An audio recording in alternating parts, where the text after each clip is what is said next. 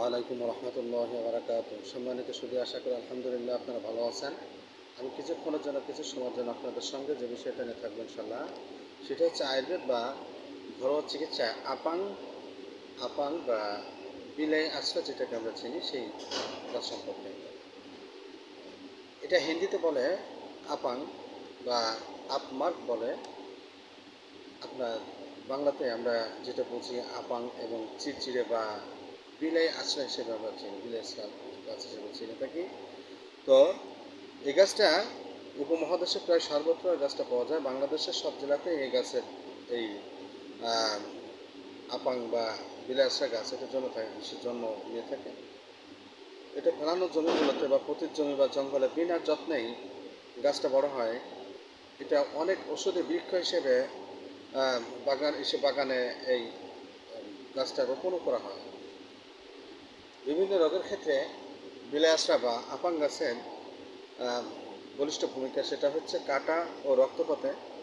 যদি কাটা আঘাত লেগে বা ধারালো অস্ত্রের আঘাতে কাটা এবং রক্ত পড়লে এই আপাং গাছের টাটকা পাতার রস প্রয়োগ করার সাথে সাথে রক্ত পড়া বন্ধ হয়ে যায়। কাটা স্থানে খুব তাড়াতাড়ি এটা জুড়ে যাবে, তবে রস একটু বেশি পরিমাণে প্রয়োগ করা দরকার। দ্বিতীয় নম্বরে, যদি বেশি ঋতুস্রাব হয়ে থাকে তাহলে সেই ক্ষেত্রে ঋতুস্রাবের পরিমাণ অনুসারে 2 থেকে 4 গ্রাম পরিমাণ এই বিলাই আশ্রয় বা আপাং গাছের টাটকা মূল অল্প পানি দিয়ে বেটে খেলে স্রাবের পরিমাণ অবশ্যই কমে যাবে। যদি দেখা যায় যে স্রাব স্বাভাবিক হয়নি, তাহলে 4 থেকে 5 ঘন্টা পরে একই পরিমাণে মূল বাটা আরেকবার খাওয়ানো দরকার। তবে এটা নির্ভর করে ঋতুস্রাবের পরিমাণের উপরে। অশ্বরোগে 3 গ্রাম আপাং গাছের তন্ডুল অর্থাৎ কটা রং এর বিচি, আতপ চাল ধোয়া পানি দিয়ে ভালোভাবে বেটে সকালে একবার করে মোট 3 থেকে 4 দিন নিয়মিত খেলে অর্শের যন্ত্রণা, রক্তপড়া এটা বন্ধ হয়ে যায়। বাগিতে বাগিতে আপাং গাছের টাটকা ডাল, পাতা এবং মূল পরিমাণ মতো হকা বা অথবা গড়গড়া পানি দিয়ে বেটে তার বাকির উপরে বারবার প্রলেপ দিলে অবশ্যই বাকি এটা বসে যায়। বাকি বসাতে আপাং গাছের টাটকা ডাল, পাতা, মূল এটা পরিমাণ মতো এটা বেটে ওর পরে বারবার লেপন দিলে বসে যায়। ফোড়া বা ফোড়ার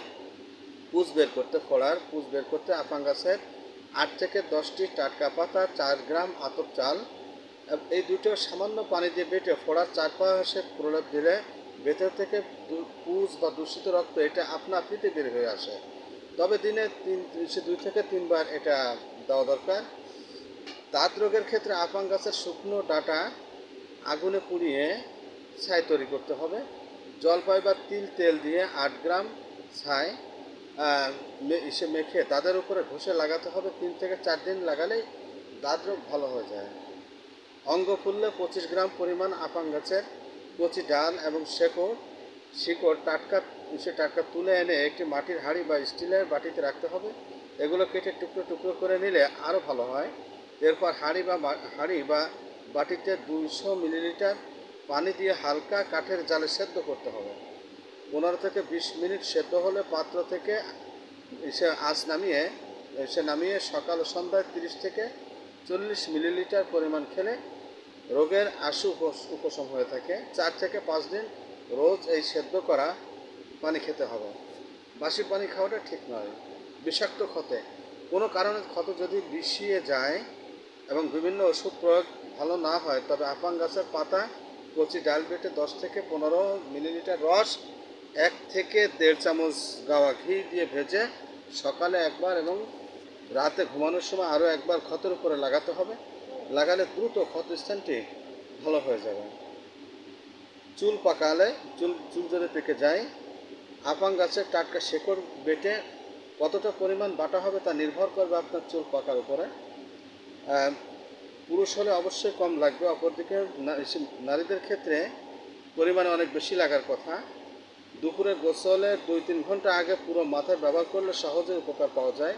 এতে একদিকে চুলের রঙও যেমন কালো হবে, তেমন নতুন চুল জন্মাবে। আল্লাহ তাআলা আমাদেরকে আপাং বা বিলাই আশ্রয় গাছের মধ্যে যেই প্রতিষেধক রেখেছেন সবার জন্য এটা শেফা হিসেবে কবুল করুন। সম্মানিত সুধী, আপনি জানুন, অন্যকে জানার সুযোগ করে দিন, বেশি বেশি করে শেয়ার করেন। আসসালামু আলাইকুম ওয়া রাহমাতুল্লাহি ওয়া বারাকাতুহু।